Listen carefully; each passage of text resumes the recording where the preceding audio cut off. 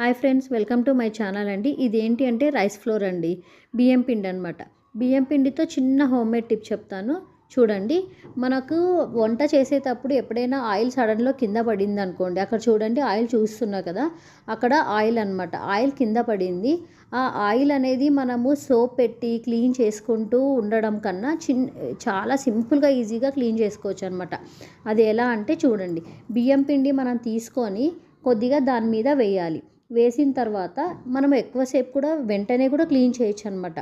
Just అలా అనేస్తే మనము ఇంకా వాటర్ పెట్టి సోప్ పెట్టి యూజ్ చేయాల్సిన అవసరం కూడా లేదు. చాలా సింపుల్గా ఈజీగా క్లీన్ అయిపోతుంది. చూడండి, మీరే చూస్తున్నారు కదా, అసలు ఆయిల్ కూడా ఏమీ లేదు. చూడండి, మనము సోప్ పెట్టి క్లీన్ చేస్తే ఎలా అయితే నీట్గా ఉంటుందో, మనం ఉత్త రైస్ ఫ్లోర్తోనే చాలా నీట్గా క్లీన్ చేసుకోవచ్చు అనమాట. ఈ వీడియో మీకు నచ్చితే like and share and subscribe friends. Bye bye.